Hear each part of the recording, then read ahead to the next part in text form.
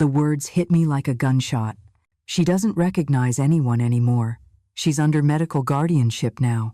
And just like that, I realized my son-in-law was signing away my life while I was still standing. If you think betrayal by your own family is the worst kind of violence, you're right. This story will twist deeper than you can imagine. Stay with me to the end. And before I go on, drop a "I stand with Elena" in the comments, hit like, and subscribe, because what you're about to hear isn't just a story, it's a warning. My name is Elena Moore. I'm 61 years old. I wasn't supposed to be at the bank that morning. I hadn't planned it, hadn't dressed for anything but coffee and silence in my little Savannah kitchen. But something, call it instinct, call it God's hand, pushed me out the door. 7 minutes later, I was inside Low Country First Bank, standing in worn flats and a sagging cardigan, about to watch my world collapse. Across the lobby, Daniel Kerr, my son-in-law, was dressed in his pale gray suit, the one he wears when he wants to look respectable.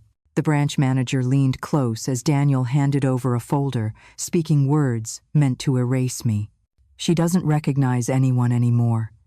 At this point, she's not expected to return to full awareness. My name followed. My full name, Elena Moore. I froze, then touched my wrist, felt the pulse strong and steady.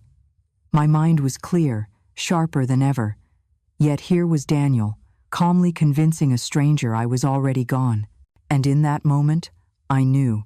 They weren't waiting for me to die. They were burying me alive. I left the bank with that folder clutched so tight my knuckles whitened, as though letting go would mean surrendering the last proof of my existence. Inside were pages thick with betrayal medical notes declaring me unfit, legal signatures I never penned, and declarations transferring my autonomy to Julia and Daniel. Each document felt like a dagger sharpened behind closed doors. Not once had they asked if I was tired, confused, lonely. They hadn't asked anything. They decided that I was done, that I was replaceable, that my silence would be more convenient than my presence. The folder sat on the passenger seat like a loaded pistol as I drove aimlessly, circling blocks, parking, and reparking. People strolled past my windshield, coffee in hand, phones pressed to their ears, laughter spilling carelessly into the morning air. Their world was unbroken. Mine had been detonated before lunch. It was 10:42 a.m. Too early to call it a bad day, too late to undo it. When I finally pulled into my own driveway, the house looked unchanged. The hydrangeas Julia always forgot to water sagged at the porch. A brown box of orthopedic shoes leaned against the door. A mockingbird sang in the distance. How strange that the world goes on, I thought, when your own blood has already written you off as gone. I stepped inside, locked the door, and placed the folder on the kitchen table. The sight of it there, innocent in its manila skin, yet heavy as a tombstone, made my chest ache. I opened it again, page by page. There were declarations claiming my memory had declined so sharply that I no longer recognized my immediate family. A report signed by a nurse whose name I didn't know. Financial authorizations stamped and notarized, my daughter's neat handwriting curled on the final page. Julia's signature. I poured a glass of water. Didn't drink. Just stared as my hands began to tremble, not with weakness, but with rage. That's when I heard the sound familiar, casual, the slam of a car door outside, tires crunching in the gravel drive. Her voice followed, muffled through the door. "Mom? You home?" The front door opened without hesitation, as though the house were already hers. Julia breezed in, tossing her purse onto the counter, humming under her breath until she saw it. The folder.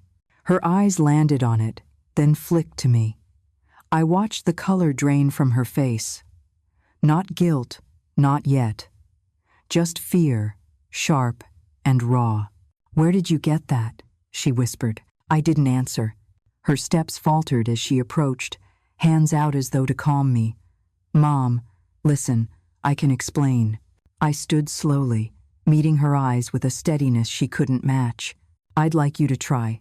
She swallowed, her lips trembling. It wasn't meant like this. Daniel thought it was just to protect you in case. In case. My voice sliced the air. Julia, those papers don't say in case. They say already. They say I'm gone. That I don't know you. That I'm not here standing in front of you right now. Her breath hitched. She pressed her palm against the counter as though for balance. You didn't tell me, I continued, stepping closer, that I had become an inconvenience. Mom, that's not fair. Fair? My voice cracked like a whip. I trusted you. I gave you passwords, access, the house keys. I let you sit beside me in every doctor's office. I believed you would protect me, not erase me. Her eyes glistened, but I didn't soften. You used it, I said coldly. Her lips parted, then closed. She nodded once, the smallest gesture of guilt. Like a child caught stealing from a cookie jar. But this wasn't cookies. This was my life.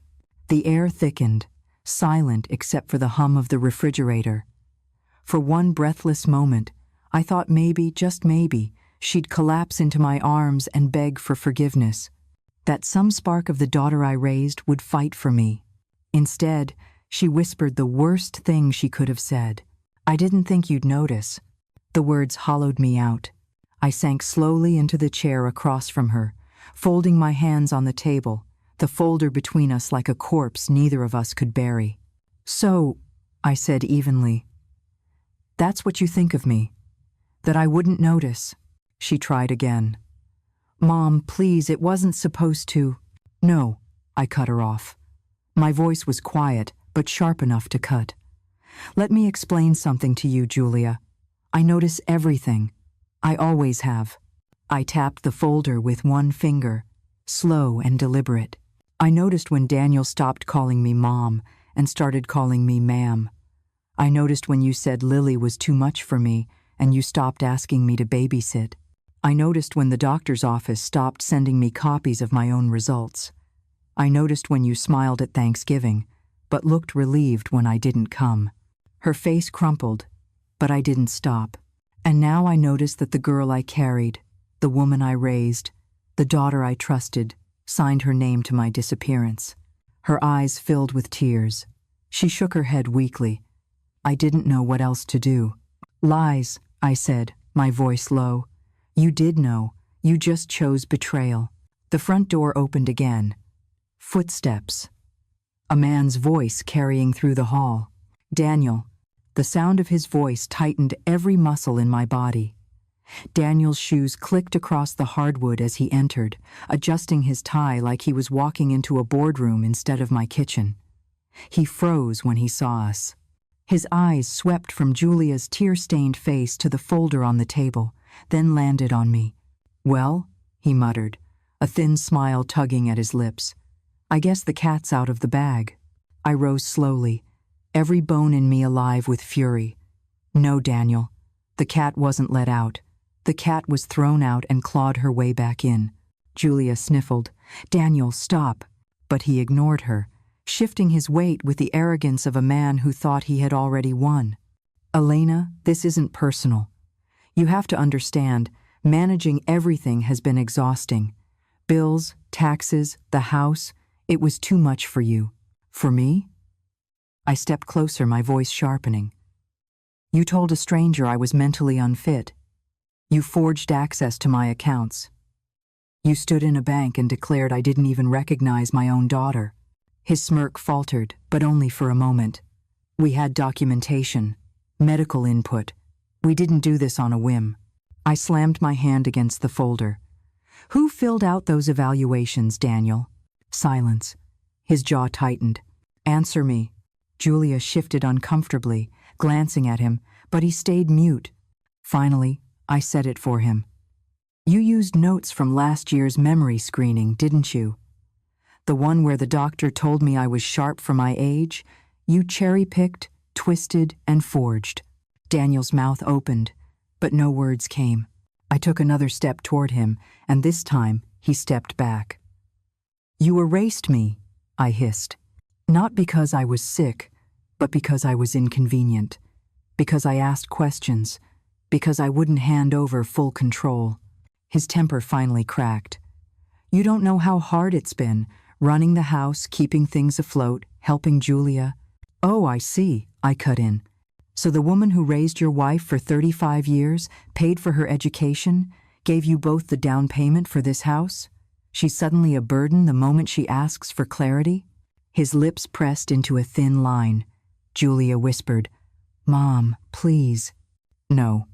I turned to her. Don't beg me to soften. You sat at this very table and smiled at me, knowing what he was doing. You signed the papers. You betrayed me. Her head dropped into her hands. I thought if we never used the guardianship, it wouldn't matter. I thought it would just sit there.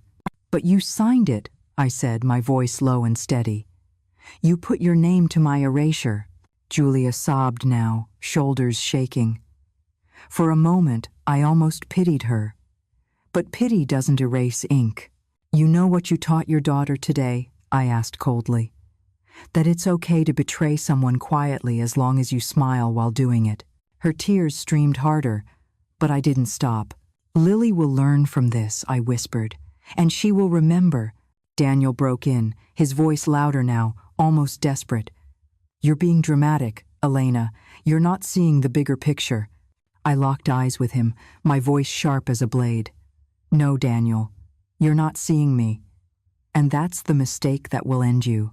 The silence that followed was suffocating. Julia sobbed quietly.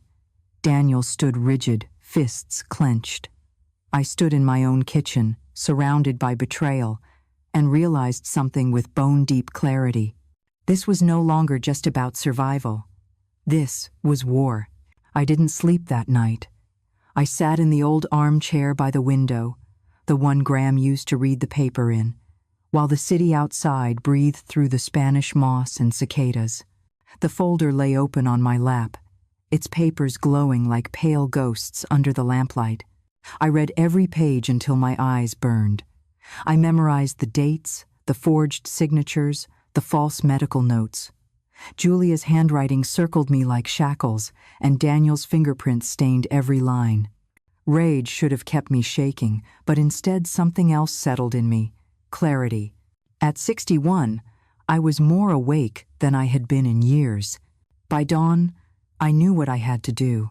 At 7:55 a.m., I was on the phone with Miriam Black, the attorney I hadn't spoken to since Graham's estate settled.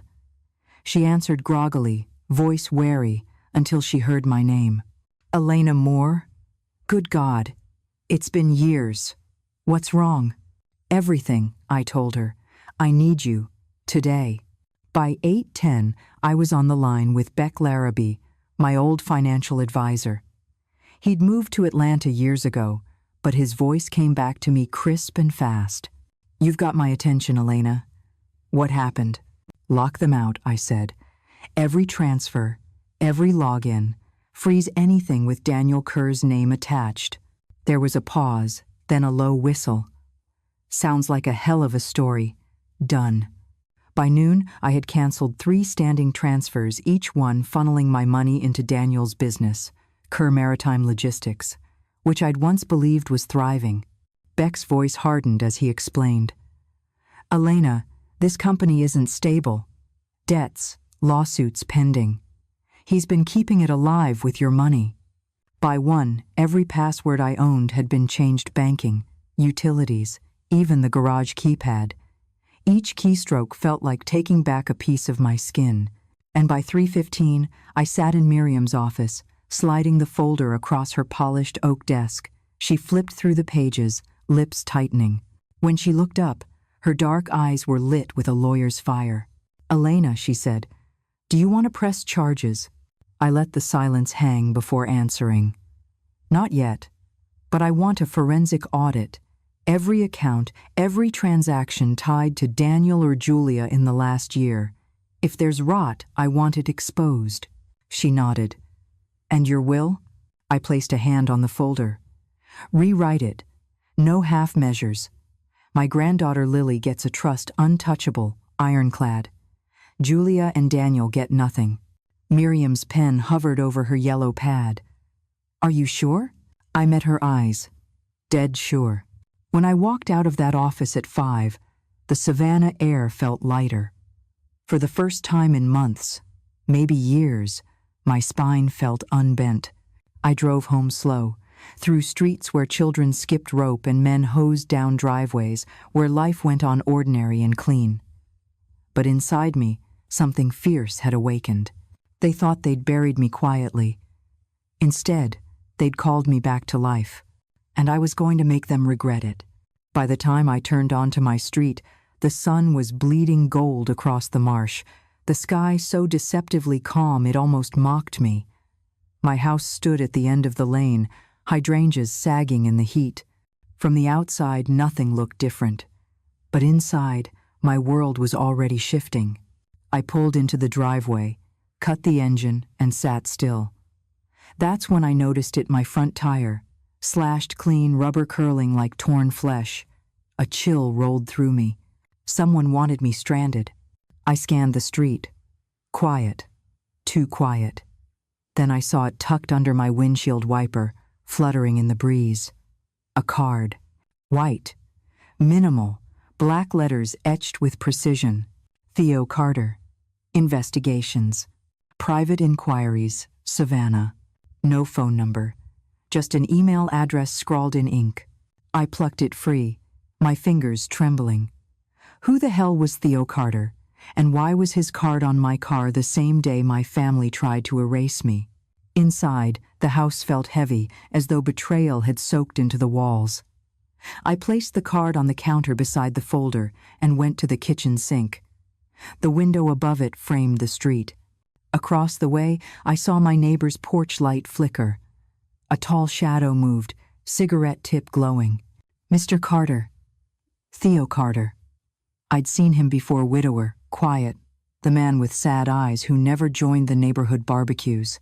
Now he was watching me. I had barely taken a breath when the front door banged open. Julia stormed in, Daniel on her heels. Their faces were tight, their voices sharp. "What did you do?" Daniel demanded, his tone stripped of the false politeness he wore at the bank. "Why were the transfers blocked? Why is the account frozen?" Julia's eyes were wide, panic edging her voice. "Mom, the mortgage, the bills, why did you cut everything?" I turned slowly, leaning against the counter. My hand brushed the card, hiding it under my palm.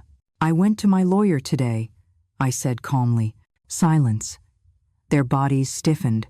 "You did what?" Daniel's voice rose. "I revoked every guardianship attempt. Permanently, legally, retroactively." Daniel laughed, bitter and sharp. "You don't even know how. You wouldn't understand the paperwork." I met his eyes, unblinking. "I know more than you think. And I know this, you left a paper trail so sloppy a first-year law student could bury you with it."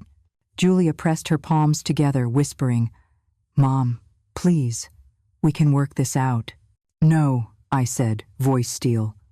"You taught me I can't trust you, and I will never again let either of you speak on my behalf." The room tightened with silence. That's when I caught movement outside the window, a shadow tall, still, watching. Theo Carter. Daniel followed my gaze, turned, and for a fleeting second, our eyes both locked on the figure across the street. His jaw clenched, his voice lowered to a growl. "Stay out of this, Elena. You don't know what you're starting." But he was wrong. I had just started a war. The shadow across the street was gone by morning. No glowing cigarette, no figure watching. Only the empty porch of Theo Carter's house, shutters drawn tight like a secret. I found his card again on the counter, its black letters stark in the daylight. I should have thrown it away, burned it with the rest of the garbage. Instead, I typed the email into my laptop. Subject, urgent. Message, "You left your card. I need to know why." I hesitated for half a second before hitting send. 2 hours later, a knock at the back door. Not the front, he was careful. I opened it to find Theo himself, tall, broad-shouldered, his salt and pepper hair falling into his eyes. He carried a leather satchel, worn at the edges. "Mrs. Moore," he said quietly, dipping his head. Apologies for the intrusion. I figured you'd want answers. He laid his satchel on the table and slid out a thin folder.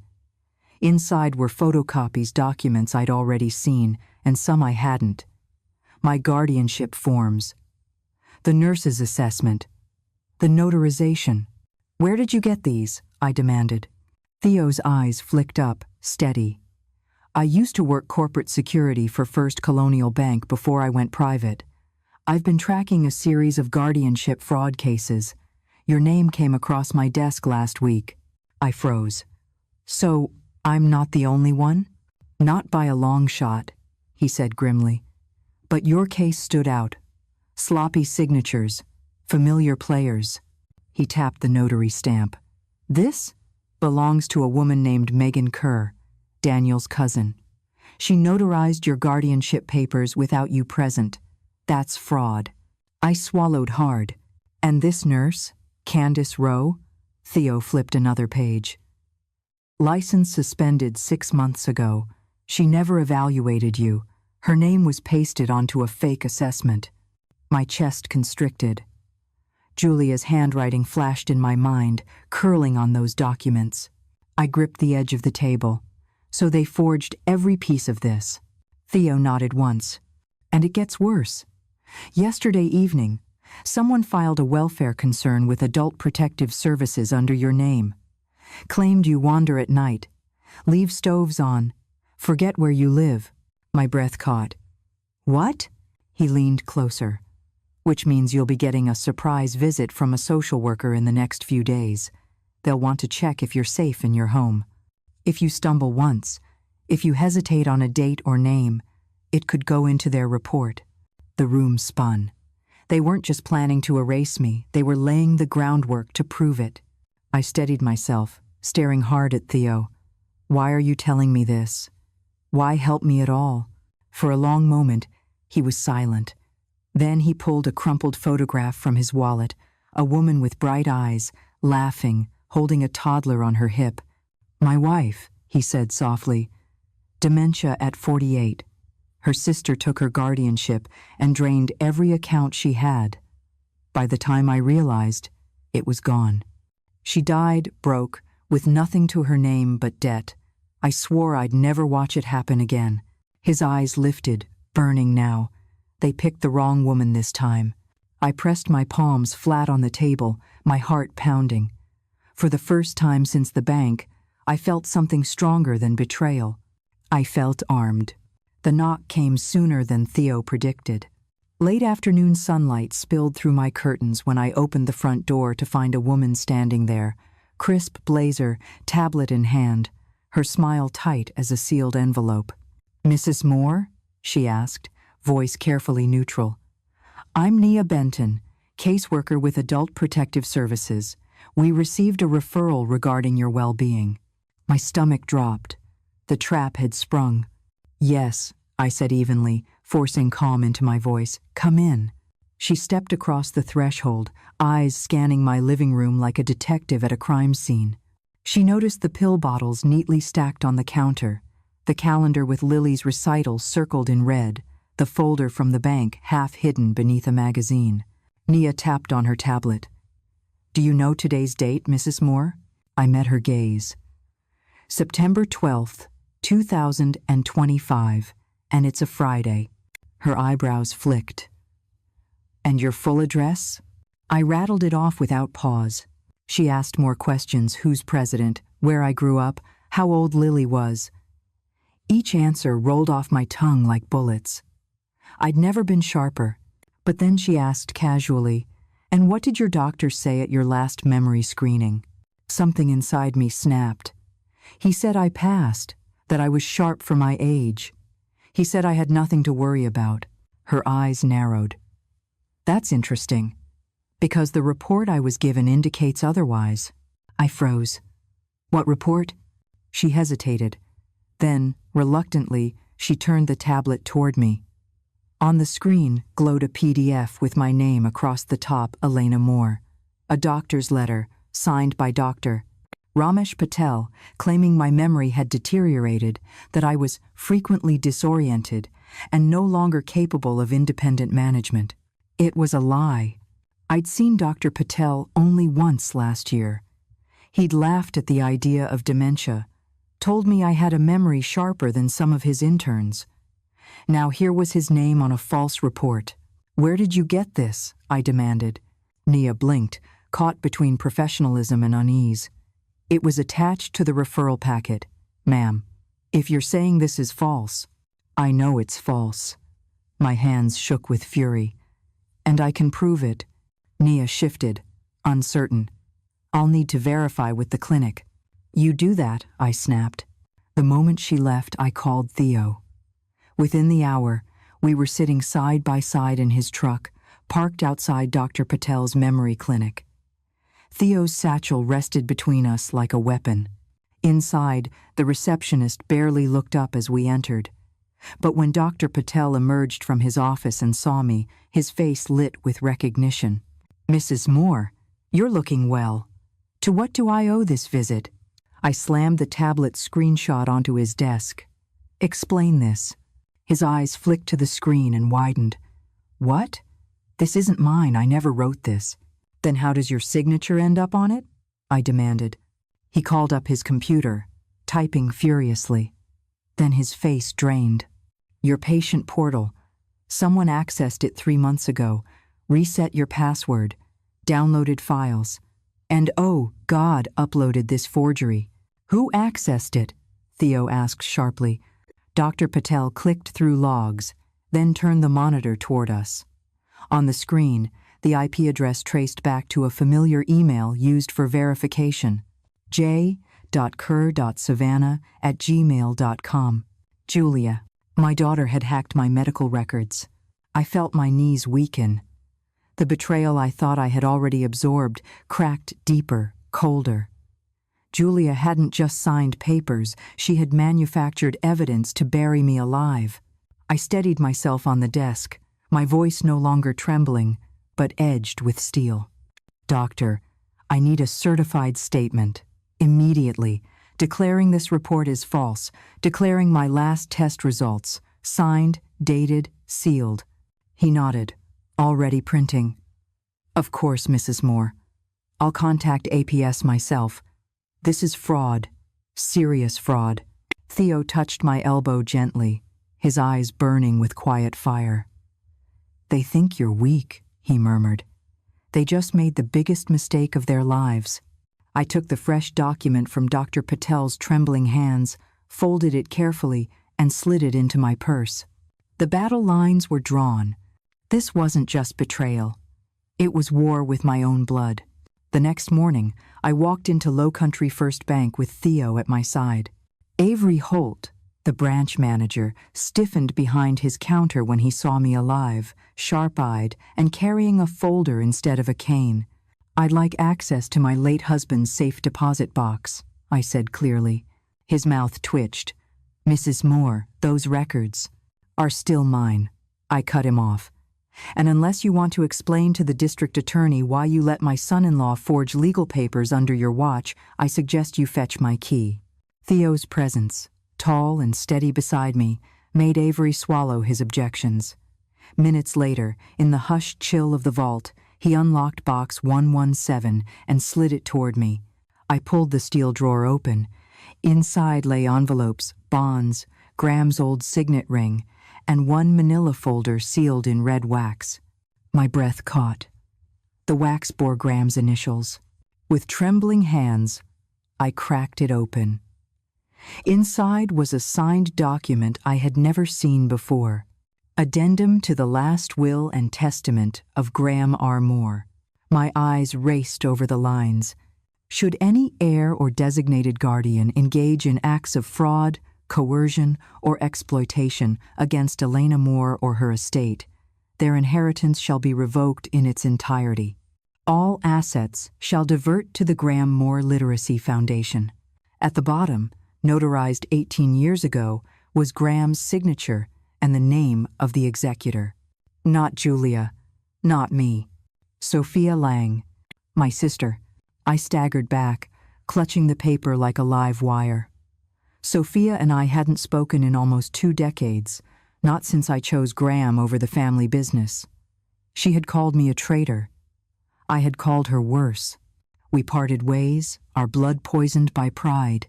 And now, here she was woven into Graham's final safeguard like a ghost I couldn't outrun. Theo leaned closer, his voice low. "Your husband was protecting you, Elena. He saw this coming." "No," I whispered. My eyes burned as I scanned Graham's handwriting again, strong and deliberate. He didn't see this. He saw them. A wave of grief swelled through me. Graham had known Julia's weaknesses, Daniel's hunger, even my blind spots. He had known enough to put my estranged sister between me and betrayal. Theo touched the page, tapping the executor line. "This is your silver bullet. If Daniel and Julia's fraud is proven, they lose everything. Your sister has the power to enforce it." Sophia, the woman I'd once sworn never to speak to again. The woman who had told me, on the day of Graham's funeral, "One day you'll wish you had chosen family over love." Now, I had no choice. I folded the addendum carefully and slid it into my purse, next to Dr. Patel's certified statement. My arsenal was growing, but so were the stakes. Because bringing Sophia back into my life meant more than legal leverage. It meant reopening wounds I had buried so deep I thought they'd died with Graham. And when I stepped out of that vault, the world felt different, darker, heavier. Like the past itself had joined the war. They showed up on my porch before I even had the chance to dial Sophia's number. Julia's fist hammered against the door. Daniel's voice followed, loud enough to carry across the street. "Elena, open this door, now." I didn't move at first. I let them pound, let them feel the weight of waiting. When I finally turned the lock, Daniel stormed past me like he still owned the house. Julia trailed behind, eyes rimmed red, but there was steel in her jaw. "You went to the bank," Daniel hissed, looming over me. "You think we don't know? You've been digging where you shouldn't." I folded my arms. It's my name on those accounts. My husband's name on that safe deposit box.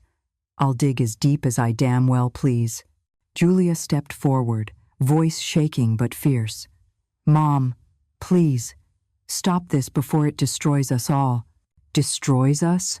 I laughed, bitter. "Julia, you and Daniel signed my disappearance like it was a contract. You destroyed me the moment you picked up that pen." Daniel slammed a hand against the counter, rattling the glasses. "You think you're clever, Elena, but you don't know the damage you're doing. You cut the transfers, do you understand what that means?" I raised an eyebrow. "It means your failing company is sinking without my money to bail it out." His face twisted, and for the first time, I saw fear beneath the anger. I leaned closer, lowering my voice to a blade's edge. "And I know more than that. I know about the forged nurse's assessment, the fake notary, and now the falsified medical report Julia pulled from Dr. Patel's portal."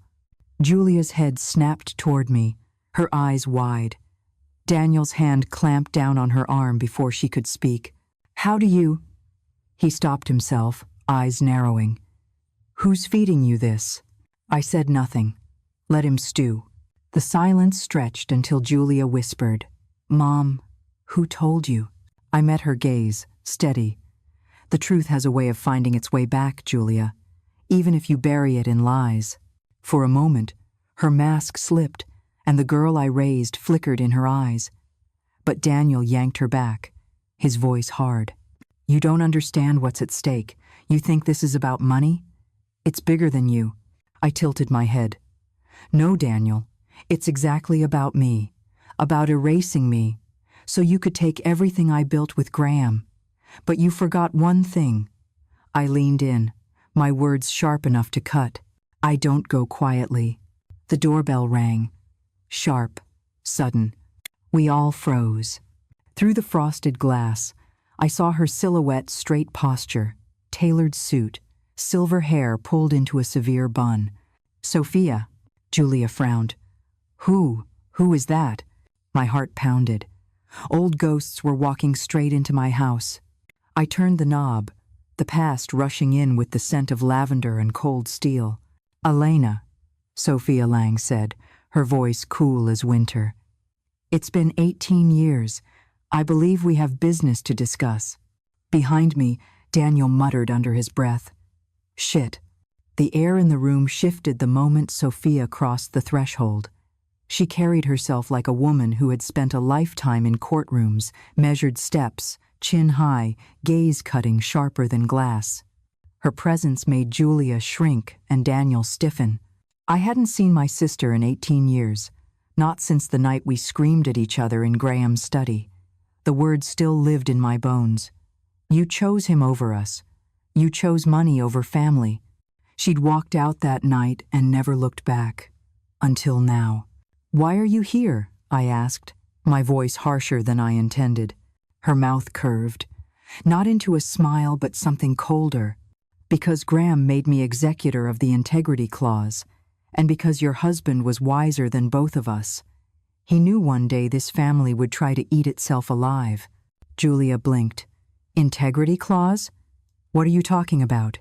Sophia's eyes slid to her, merciless. "The clause that says if you engage in fraud against your mother, you lose everything. And guess what, Julia? You and that man beside you signed your own death warrant the day you filed those guardianship papers." Daniel's face flushed red. "This is absurd. We were acting in good faith." "Good faith?" Sophia cut in, her voice slicing through him like a gavel. "Forged notaries, fabricated nurse reports, hacked medical records. I've seen the evidence. You're vultures in suits." Julia's breath caught. Her eyes darted to me, pleading. "Mom, who told her?" I folded my arms. "The truth doesn't stay buried forever." Sophia set her leather briefcase on the table, snapping it open with a click that echoed like a gunshot. She pulled out a stack of papers, fresh signatures and seals gleaming. "These," she said, laying them flat, "are certified filings from the probate court. Effective immediately, all inheritance rights tied to Daniel Kerr are revoked. Julia, yours are suspended pending investigation." Julia staggered back, pale as parchment. "Suspended?" Sophia's gaze didn't waver. "Until you prove to this family and to the state that you're not complicit. But the paper trail suggests otherwise." Daniel slammed his fist against the table, rattling the glasses. "You can't just walk in here and strip us down like this. I'll fight it." Sophia didn't flinch. "Fight all you want. The clause is ironclad. Graham made sure of it. You'll lose in every court that matters." For the first time, I felt the strangest mix of fury and relief. Fury at the years of silence between us. Relief that Graham had trusted her, even when I hadn't. I looked at Sophia. "Why now? Why come back after all this time?" Her eyes softened, barely. "Because you're my sister. And no matter what came between us, no one erases you while I'm still breathing." Silence filled the kitchen. Julia wept quietly, clutching her sweater. Daniel seethed, his fists clenched. And me, I felt something settle deep in my chest. Not peace, not yet. But the certainty that for the first time in years, I wasn't fighting alone. That night, the house felt like it was holding its breath. Julia had locked herself in the guest room, muffled sobs bleeding through the door. Daniel paced the living room like a caged animal, muttering curses under his breath, shooting glares at Sophia and me as though he still believed intimidation might win. Sophia sat at my kitchen table, posture perfect, sipping black coffee as if she hadn't just detonated his world hours earlier. She was unshakable. Then the knock at the back door, two short, one long. I rose, heart hammering. When I opened it, Theo slipped inside, his satchel heavy against his shoulder. His eyes flicked to Daniel pacing in the other room, and then to Sophia, who regarded him coolly. "I've got something," Theo said, "and you'll want to see it tonight." He set up a small device on the table, connecting it to his laptop. A video feed blinked to life, grainy at first, then clear. It was my kitchen, my own kitchen. Last night, Daniel leaned against the counter, speaking into his phone. Avery, relax. It's just paperwork. Once the transfers are cleared, she won't have access to anything. By the time she notices, we'll have guardianship formalized. My stomach twisted. He'd been plotting with Avery Holt all along. Theo clicked again. Another recording. This time Daniel's voice low, instructing Julia. Hide her keys. If she asks for them, note it down. When she forgets an appointment, write it in the log. We need evidence for APS. It's not lying, it's building a case. The sound of Julia's voice, weak and broken, followed. Daniel, this feels wrong. Wrong is being broke, he snapped. Do you want to lose this house? Do you want her judging us forever? Get it together. The footage cut. Silence thickened in the room. Daniel had gone pale. His fists curled at his sides. That doesn't prove anything, he spat. You can't even prove it was recent. Theo leaned back, calm. Timestamps say otherwise. Recorded 2 nights ago. Stored on encrypted drives. Copies already sent to my cloud and a contact at the DA's office. Daniel's mouth opened, but no sound came out. He looked trapped, cornered like the predator caught in his own snare. Julia emerged then, eyes swollen, her voice trembling. Stop, Daniel. Just stop. They know everything. He turned on her, fury blazing. You kept your mouth shut, didn't you? But Julia didn't cower this time. She looked straight at me, tears spilling down her cheeks. Mom, I need to tell you something before he twists it any further. The room went still. My whole life I thought Graham was my father, she whispered, her voice breaking. But Daniel, he found out years ago. He's been holding it over me, threatening to expose it if I didn't do what he said. That's why I signed. That's why I didn't fight harder. I was terrified you'd hate me. The world tilted. I gripped the edge of the table as her words sank in. Graham, not her father? Sophia's eyes narrowed, but she stayed silent, letting the truth land where it must. Julia sobbed harder. I didn't want to lose you, Mom. And she shot Daniel a look of disgust. He used it like a weapon. My chest ached as if the past itself had split wide open. Daniel sneered. Pathetic. She's just trying to save herself. But I barely heard him. My daughter's secret, buried for decades, lay raw before me. Betrayal layered on betrayal, a wound inside a wound. And for the first time, I realized this fight wasn't just about my survival. It was about pulling Julia free from the man who had chained her with fear. For a long moment, I couldn't breathe. The walls of my kitchen seemed to close in. Memories of Graham's steady laugh and Julia's childhood smile colliding with this new, unbearable truth. Julia's sobs filled the silence. I thought if you knew, you'd look at me differently, like I wasn't yours. Her hands trembled as she pressed them against her face. Daniel knew exactly how to use that. Every time I questioned him, he'd say, "Do you really want her to find out?" I was trapped. I stared at her, my daughter, my betrayer, my frightened child. My heart wanted to gather her into my arms, but my mind was a battlefield. You should have told me, I said finally, my voice low but sharp. Secrets fester, Julia, and you let yours grow until it nearly destroyed me. Her head snapped up, eyes swollen. I was scared. You're strong, Mom. You always have been. I didn't want to disappoint you. Daniel promised he'd take care of it. I thought if I just went along, maybe it wouldn't hurt as much. That's not care, I spat. That's control. Daniel sneered, his voice dripping contempt. Oh, spare us. She went along with it because she wanted what I wanted. The house, the money. Don't let her fool you now. Julia whirled on him, tears streaking down her face.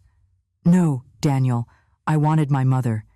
But you made me believe I had to choose between her love and her trust, and Her voice cracked. I chose wrong. Her words pierced deeper than any forged document. I stepped closer, my voice trembling with fury and grief. You didn't just choose wrong, Julia. You chose him over me. And now you see what he is: a leech, a coward, a man who builds his power on lies and threats. She dropped to her knees, clutching my hand. Mom, please. I'll testify. I'll give them everything. Just don't cut me out of your life forever. Don't turn off the only light I have left. Tears pricked my eyes, but I held them back. Sophia's gaze burned into me from across the room, silently warning me not to let sentiment cloud my judgment. I bent down, lifting Julia's chin, so she had to meet my eyes. You want redemption? I whispered. Then prove it. Stand against him, in court, under oath. Show me you can finally choose the truth, even if it costs you everything. Her lips quivered. Then she nodded. I will. Behind us, Daniel laughed a bitter, hollow sound. Do you really think a courtroom will save you? Do you think anyone cares about some old woman and her weepy daughter? By the time this goes to trial, your reputation will be shredded, and I'll walk away clean. Theo's voice cut through like a blade. Not this time, Kerr. You're already on tape. The DA has everything. Daniel's smirk faltered, but he held his ground. Sophia stood, her presence commanding the room. Enough. Tomorrow, we take this to court. The sting, the forged reports, the integrity clause, all of it. Elena, be ready. It's going to get ugly. I looked down at Julia, still kneeling at my feet, and for the first time, I didn't see a traitor. I saw a broken woman clawing her way back from the edge Daniel had shoved her over. And I knew then, if I was going to survive this war, she'd have to survive it with me. The morning of court, Savannah's air felt heavier, as if the city itself knew the storm that was coming. I dressed slowly, deliberately. A navy dress, Graham had always said, made me look impossible to ignore. I pinned my silver hair back, looked at myself in the mirror, and whispered, Not today. You won't erase me today.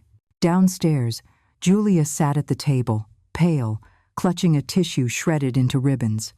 Her eyes darted to me, full of both fear and determination. I'll do it, Mom, she whispered. I'll testify, no more lies. I studied her for a long moment. Her shoulders trembled, but there was a flicker of steel I hadn't seen in years. Maybe she was finally choosing truth. Sophia swept into the kitchen, crisp in her charcoal suit, briefcase in hand. We leave in 10 minutes, she said. Remember calm, precise answers. The judge will watch you more closely than anyone else. Theo arrived a moment later, his satchel slung across his shoulder. He placed a flash drive on the counter. The recordings are on here, backed up 3 times. If Daniel tries to twist anything, we'll bury him with his own words. I slipped the drive into Sophia's case. My hands felt steady. My pulse did not. The courthouse smelled of varnish and old paper. We took our seats at the petitioner's table while Daniel strutted in with his attorney, a slick man in a too shiny suit. Daniel wore that same pale gray suit, but it looked less like armor now and more like desperation. He wouldn't even glance at Julia. The judge, a sharp-eyed woman named Harper Voss, called the case. My name. Their names. Words that carried the weight of my life. Miriam, my attorney, opened with quiet precision. She presented Dr. Patel's sworn statement, the hacked portal logs, the fraudulent notary and nurse reports. Then, she handed the flash drive to the bailiff. The room hushed as Daniel's voice filled the speakers. Hide her keys. When she forgets an appointment, write it down. We need evidence for APS. Julia's voice followed, weak but unmistakable. Daniel, this feels wrong. Wrong as being broke. Gasps rippled through the courtroom. The judge's brow furrowed. Daniel's attorney objected, but the judge silenced him with a glance. Then came the second clip. Daniel on the phone with Avery Holt, the bank manager. By the time she notices, we'll have guardianship formalized. My heart hammered. Each word was a nail in his coffin. Finally, Julia took the stand. Her hands shook, but her voice was clear. Yes, I signed the guardianship papers. Daniel pressured me. He threatened to expose a secret about my paternity if I didn't. I was wrong. I was weak. But my mother is not incompetent. She has never been incompetent. Daniel lied, and I let him. For a moment, the courtroom was silent, but for the scratching of pens. Julia's tears glistened, but her chin was lifted. She was my daughter again, not Daniel's pawn. Daniel's attorney rose, smirking. Your Honor, what we're hearing is a sentimental attempt to distract from the fact that Mrs. Moore is forgetful, disoriented, and unsafe to manage her affairs. We even have testimony that she struck her granddaughter Lily during a so-called memory episode. The blood drained from my face. Gasps rippled again. That's a lie, I shouted before I could stop myself. My heart seized. They were dragging Lily into this. Theo leapt up, his voice firm. Your Honor, I anticipated this smear. I installed security cameras in Mrs. Moore's home weeks ago. We have footage from the exact night Daniel claims. The screen flickered alive. There I was, sitting calmly with Lily at the kitchen table, helping her with homework. No striking, no confusion, only laughter as she solved a math problem. Then Daniel's voice off camera. Remember, Lily, if anyone asks, you say Grandma forgets things, okay? Just go along. The courtroom erupted. The judge's gavel slammed. Order! Her eyes, cold and hard, locked on Daniel. Mr. Kerr, this court has heard enough. The guardianship petition is not only denied, it is vacated with prejudice. Furthermore, given the evidence of fraud, forgery, and coercion, I am referring this case to the district attorney for criminal prosecution. Daniel's face drained of all color. Julia covered her mouth with her hands, sobbing. Sophia placed a firm hand on my shoulder. Her voice was a whisper, but it carried like thunder. You've won, Elena, and this is only the beginning. For the first time in months, I felt my breath come freely. Not because the war was over, no, but because the battlefield had shifted, and I was still standing. By the time I pulled back into my driveway, the courthouse dust still clinging to my heels, a patrol car was waiting. Blue lights off, engine idling. 2 officers stood on my porch, Daniel between them, wrists bound in steel. His eyes found mine as they led him down the steps. No arrogance left now, just venom. You think this is over? You'll regret this, Elena. I met his glare without flinching. No, Daniel. The only thing I regret is letting you under my roof. The officers pushed him into the back seat. The door slammed, sealing the end of his charade. For the first time, I felt the house exhale. Julia stood by the hydrangeas, arms wrapped around herself. Her face was streaked from crying, but there was something new in her posture. Shame, yes, but also surrender. She whispered, I'll testify again, Mom. Against him. Against anyone. I'll fix this. I didn't answer. I only walked past her, into the house that had felt like a cage for months, maybe years. Inside, the silence was deafening. The kitchen table still bore the scars of our war, the manila folder, the stack of notarized lies, Sophia's neat legal filings. They lay like trophies of a battle survived. But there was one more step to take. I opened the side drawer, pulled out the envelope my attorney had drafted, and laid it flat on the table. The paper was crisp, the ink sharp. A 30-day eviction notice. When Julia walked in, her face crumpled. Mom, please. Not me. Not Lily. I didn't soften. Julia, this house was meant to be your refuge, not my grave. You signed me away like a property deed. That has consequences. Her knees buckled as she dropped into the chair. Where will we go? Somewhere that teaches you the value of a roof you didn't earn, I said quietly. Her tears fell, but I kept my spine straight. I had been bent too long. Sophia entered then, standing tall, arms folded. Elena, the integrity clause has already stripped Daniel permanently. Julia's inheritance is suspended. The judge will formalize the trust for Lily next week. If you want to leave room for redemption, it's your choice. But don't confuse mercy with weakness. Julia looked between us, her voice breaking. I don't want money. I don't want the house. I just want you, Mom. I want Lily to know her grandmother loves her.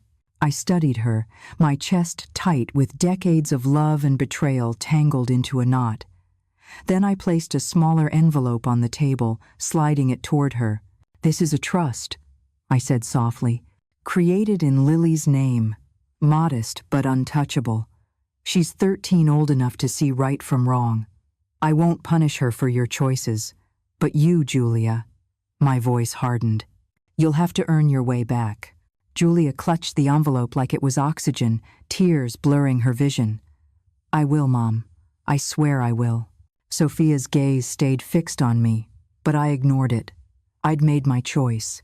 That night, after Julia had gone upstairs to pack, I sat by the fireplace. The armchair they once called your little corner was mine again. The house was quiet, not with dread, but with something I hadn't felt in years. Freedom. I leaned back, the eviction notice still on the table, and whispered to the empty room. This ends with me. The flames crackled, carrying my vow into the night. The moving truck pulled away 27 days later, its taillights fading down the oak-lined street. Julia stood on the porch steps with Lily by her side, a suitcase clutched in one hand and the trust envelope in the other. Lily hugged me first, arms tight around my waist. Grandma, she whispered, I'll come back. Even if Mom doesn't, I'll always come back. I kissed the top of her head. The porch light will be on, sweetheart. Always. Julia lingered, eyes swollen but steady. She didn't beg. She didn't argue. She simply said, I don't expect forgiveness, but I'll spend the rest of my life trying to earn it. I searched her face, the child I once rocked through fevers, the woman who'd almost signed my life away. And for the first time, I believed she might mean it. Then I'll leave the porch light on for you too, I said softly. She nodded, tears streaking her cheeks, and followed Lily down the walk. When the house was finally mine again, silence wrapped around me, but it no longer felt like a blade. It felt like a balm. I made tea, sat in the armchair by the fire, and opened my journal. My hand trembled only once before the words flowed. Let no one speak for you who would not fight for you. I tucked the note into the front cover, a lesson for Lily to find one day. Just as I closed the book, my phone buzzed. A news alert lit the screen. Bank manager arrested in guardianship fraud case. Statewide indictments expected. Avery Holt's face stared back at me, pale and broken. Beneath the headline, the words, Case sparked by Savannah widow Elena Moore. I stared at the glow of the phone, then at the golden light pouring from my porch into the night. For the first time in a long time, I smiled. This war had started in my kitchen. Now it was burning through the state. And I was still here. Alive. Unbroken. And no one would ever erase me again.